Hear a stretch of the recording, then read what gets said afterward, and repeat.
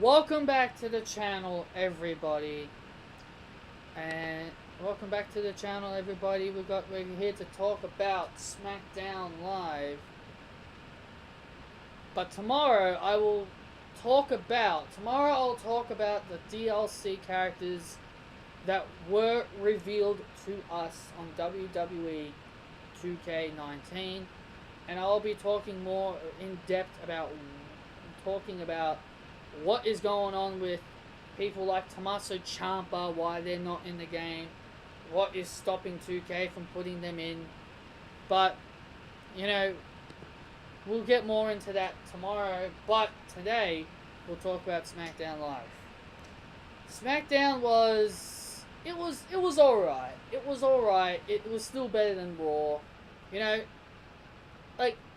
SmackDown can't get any worse, right? They can't get any worse than what Raw's doing right now, so let's get into SmackDown Live. Daniel Bryan raided the Miz TV with Miz and Maryse, obviously, because, it's Miz and Maryse. That's what Miz TV is. The biggest point here is that Maryse tried to fake an injury to try and get Daniel Bryan to lower his guard so then the Miz could attack him, but that ultimately backfired and the Miz was sent back. That's basically that segment there. Some people may wonder why I don't talk about everything in this segment. It's because, I'm on holidays now. Just to give you guys a heads up, I am now officially on holidays from university for 2 weeks, I believe. So, I can actually watch everything in depth and so I can see what's going on. But I don't know what's going on. I only see small clips of it on YouTube. I see clips of it on YouTube and sometimes on Twitter. So I kind of know what's going on if I watch it through there. So, the main point of this entire segment was Maryse faking an injury to lower Daniel Bryan's guard, so then that way the Miz could try and attack him, but that failed.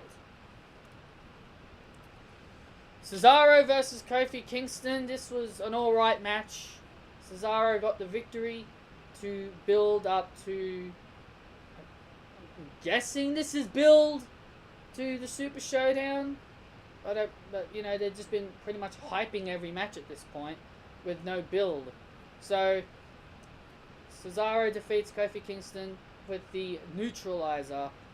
The Bar, looking to build some momentum heading into the Super Showdown. United States Champion Shinsuke Nakamura versus Rusev for the United States Championship. I appreciate WWE finally giving Shinsuke a championship, but I don't understand why they haven't done anything with him.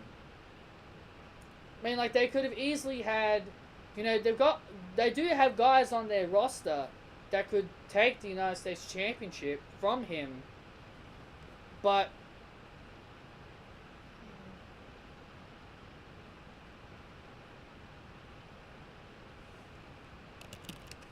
So yeah, that's just the basic thing here. I don't understand why Shinsuke's champion if you've got nobody to put him up against.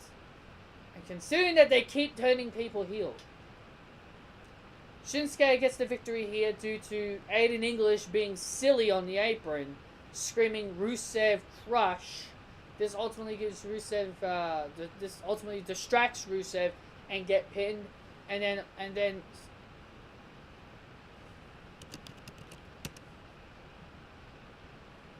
So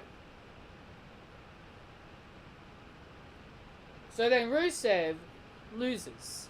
But then Aiden English attacks Rusev from behind, and this is pretty much the end of Rusev Day. Now, as a tag team, it's over, but Rusev Day, the gimmick, is not over because Rusev still has it. But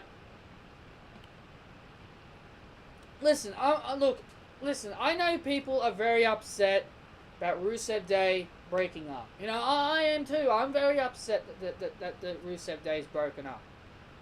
And it's kind of ironic that Rusev Day started in October. Rusev Day, if you guys remember from the calendar, Rusev Day began in October. It began in October. And it's fancy that it's over in October. It's like WWE knew.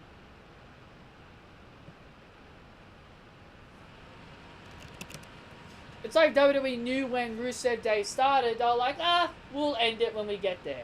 When we reach that exact point, we'll end Rusev Day. So, WWE tend to break things up within a year. So, I would be betting my money. I'll bet my money on it that the Iconics will be done by the time we get to April. I guarantee that's my big prediction. I reckon the Iconics will break up by next year because they debuted around April. So yeah, WWE do tend to break things up within a year. I'm going to give this a chance. I think Aiden and Rusev, I think these two could put on a decent rivalry.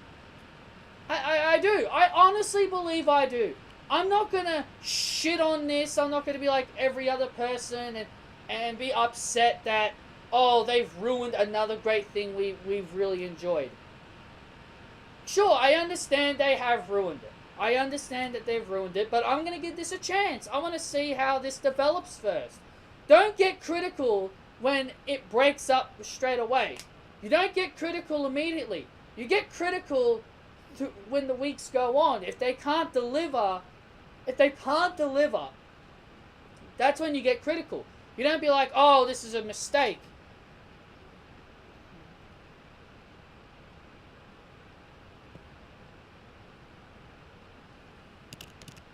So, I'm not going to be critical about it immediately. I'm going to give it a chance. I'm going to see how Aiden goes. Now, I know he's not going to be a big act in the solo division.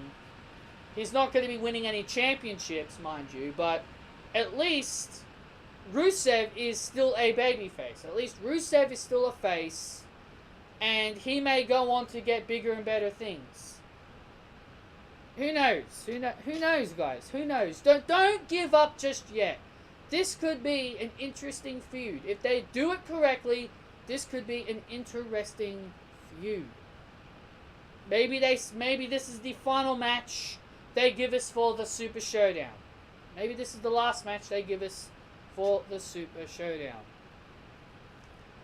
AJ Styles took on Andrade Cien Almas.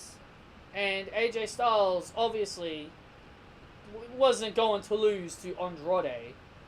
Obviously, now I know these two can definitely put on a great match, and it was a decent match. AJ Styles got the victory here with a Styles Clash to Almas. Now, just because Almas loses to AJ Styles doesn't mean, he's buried. He's ruined. They've ruined Almas.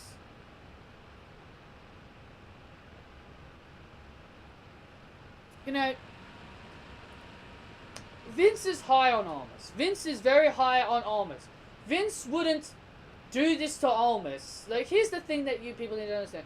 I've been hearing reports that Vince McMahon is a big fan of Andrade Cien Almas and Zelina Vega. He wouldn't do this just to be like, I hate Almas. Here you go, I'm going to bury him. He wouldn't do this for that reason. I've been hearing a lot of stories is that he's high on Almas. He's very high on Almas and Vega.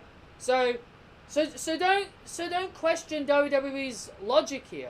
Don't question their logic. I'm pretty sure they know that it's not Almas's time to be in the WWE Championship contender. And also this also kills the reasons why Shinsuke should not be United States Champion. And Andrade could be a great contender for that title. But of course we've got way too many bloody heels. It's so hard to get titles on people these days because there's way too many heels. Same for the women's division. Same thing here on SmackDown with the men's division. I'm not too upset that Almas got defeated by AJ Styles. Samoa Joe then attempted to attack AJ Styles. AJ Styles did fight him off from what I could see on the pictures, that he fought him off. And that's that. Asuka versus Billie Kay. Gee, thank you, WWE. You give the Iconics 2 victories in a row, and what do they get in return? 2 losses in a row. Cool. I am very glad. I am so stoked that you guys just ruined all the momentum that these 2 girls were having.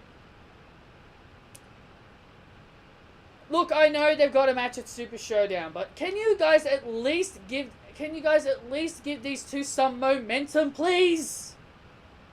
They're 2 straight losses. They're 2 straight losses killed the momentum that you just gave them. I just don't understand this company, man. If the Iconics are not walking out of Australia with a W, then that is when WWE have completely buried the Iconics. If they don't leave the Super Showdown with a W, then I'm done. I am done with WWE's bullcrap. Asuka defeats Billie Kay here. Now, of course, I know what some people are going to say. Oh, Billie Kay beating Asuka? Come on, Pat, you're so delusional. Why would Billie Kay beat Asuka? Asuka's not the same anymore. She's not the same old Asuka we remember. People, you got to remember, this woman lost to Carmella. This is not the same Asuka.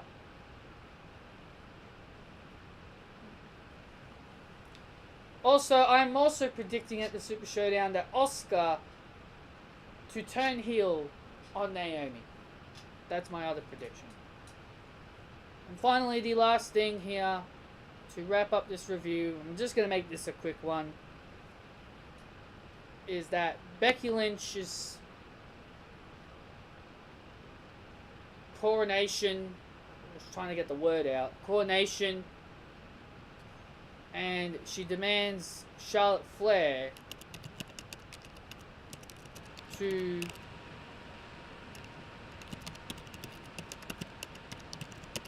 call her queen.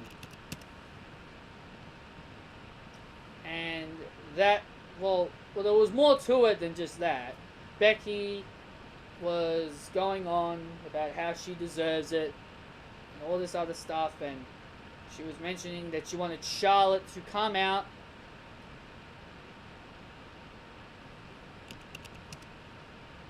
and Becky wanted Charlotte to put the title on her shoulder, but then she was joking, and then she said, why don't you put it, I'll have you put it around my waist. But then again she was joking, and she said, you are going to call me queen. And then Charlotte then attacks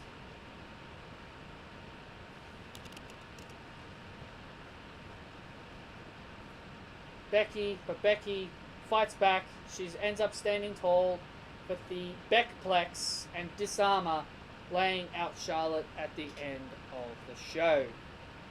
You know, I'm really enjoying Becky as a heel. I'm really enjoying Becky as a heel. I'm really liking what she's doing. I think her wearing all black is very suitable to Becky. And sure, Charlotte might not be the most likable babyface at this point in time, but you people need to understand, WWE isn't going to turn Charlotte heel. They're not going to. I can't believe that people still think WWE should turn Charlotte heel. Sure, I understand why. I've said this many times. I understand why. But if you use WWE's logic, she's not going to turn heel. She's not going to turn heel because WWE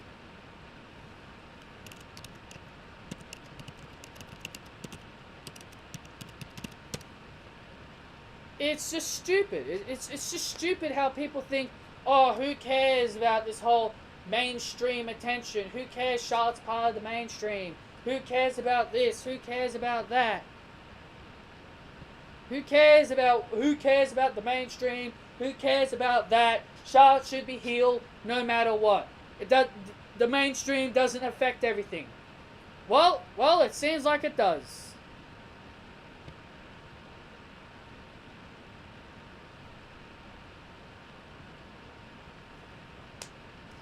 you know, then that's pretty much it. That's pretty much it. Like, sure, I will say this. I do agree the mainstream attention shouldn't really matter. I will agree the mainstream attention shouldn't matter at all. I will agree with that. But it does matter to WWE. It absolutely does matter. It absolutely does matter. Because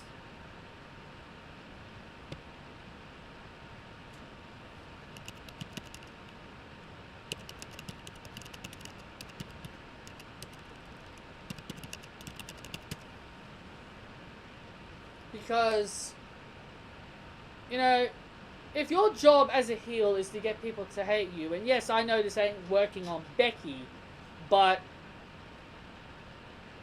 I'm just saying that the whole mainstream attention thing, that's just people's excuse just to say, oh, this is the only reason why, this is the only reason why people like Ronda Rousey and Charlotte won't turn heel because of the mainstream. Like, look at the Bellas. I mean, like, yeah, the Bellas are a part of the mainstream attention, but I reckon they're turning heel. I guarantee you they're gonna turn heel on Ronda at the Super Showdown. So yeah, if they go heel, then yes, it is theoretically possible.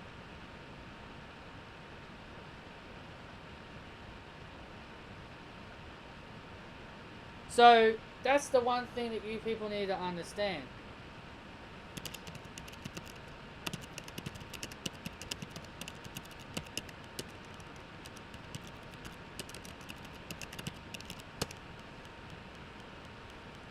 So that's basically my problems with people using the mainstream attention as I want to call it an excuse, but then people would think I'm using that as an excuse as a line of defense. But you know, it really all depends on how you feel about it. So that's basically the end of this video, guys. Thank you all so much for, you know, enjoying this video. Hope you guys did enjoy it. Hit the thumbs up if you guys did enjoy it.